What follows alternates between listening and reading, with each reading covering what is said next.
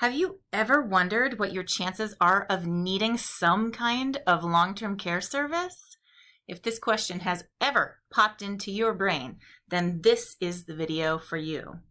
Are you ready to go grab today's nugget of knowledge? Let's go, shall we?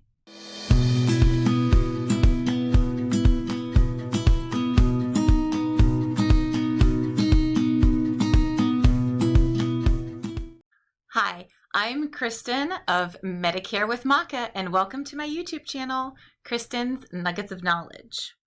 If you haven't guessed already, over 90% of my clients are Medicare eligible individuals. And when I get closer to being Medicare eligible, I am most certainly going to be discussing with my family the possibility of needing some kind of long-term care service. I know that this is not necessarily a topic that people like discussing. I mean, you don't really want to be talking about when my body starts deteriorating, but it's going to happen at some point or another. And the statistic is that about 70% of Americans will need some kind of long-term care service at some point in their life. This is a huge number. So these conversations need to be had.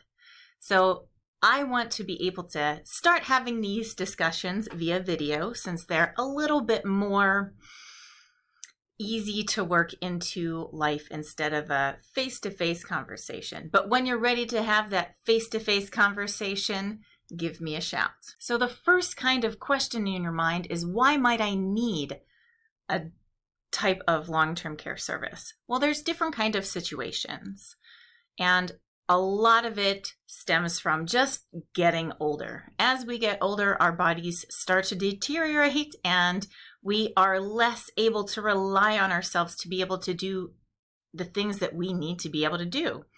Eating, bathing, dressing, toileting, moving, transferring, all of these basic daily acts of living. Alzheimer's and different types of chronic events are big reasons why people need to have some kind of long-term care service. Other things that lead to this need are heart attack, stroke, as well as obesity or diabetes.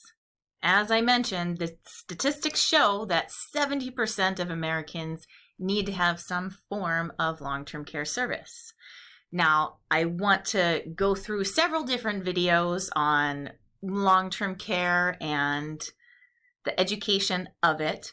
And I know that the different types of long-term care is going to be another separate video. That's a long discussion in and of itself, and it deserves its own time. Today, we're just going over the reason why we need to have these discussions. So reason why is a lot of people are going to need to access it.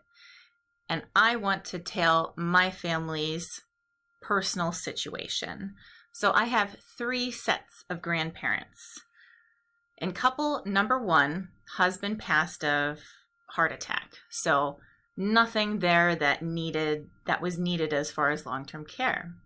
The wife in couple number 1, she needed to eventually go into, after a fall, she needed to go into a nursing home. She had a semi-private room and was there for 2.5 years. Now that's a very normal situation as far as needing to have the nursing home for that amount of time. So not uncommon. Couple number 2, the husband passed of Parkinson's. So that was a slow need of long-term care services that accumulated over time to eventually needing full in-home care every single day. And without that in-home care every single day, that would have taken a great toll on his wife. His wife is still living, so right now there's not a need for any type of long-term care for her as of yet. Couple number 3 are both still alive, and the one has a form of dementia. So she is slowly starting to need assistance from husband, who is still up and running just fine, and also from family members. Now, this can become extremely stressful for family members because in every single situation, the family is affected 100%, whether it's emotional or physical. But we don't want to get it to the point as far as physical where it's actually going to make situations worse. We don't want to be putting not only the individual that needs care in trouble, we don't want to also be putting the individual that's healthy in some kind of dangerous situation by, needing to transfer or help move, walk around the individual that is sick. So right there, just in my personal family, now granted, there are still 2 individuals still alive and still running, so the potential need for long-term care is still there. But the current statistic in my family is 50% of those individuals have utilized long-term care. And a lot of them have used long-term, like a good length of time for long-term care. So it's most certainly a discussion that needs to be had. We will be going further down the rabbit hole of different facets of long-term care in the future. If you've also had something similar to my situation happen in your family, give me a thumbs up, click that subscribe button, and share it with your friends. Also, if you want to be informed every time I put out a video, go ahead and click that notification bell button. Thank you so much for tuning in today. Take care and have a blessed rest of your week. Bye.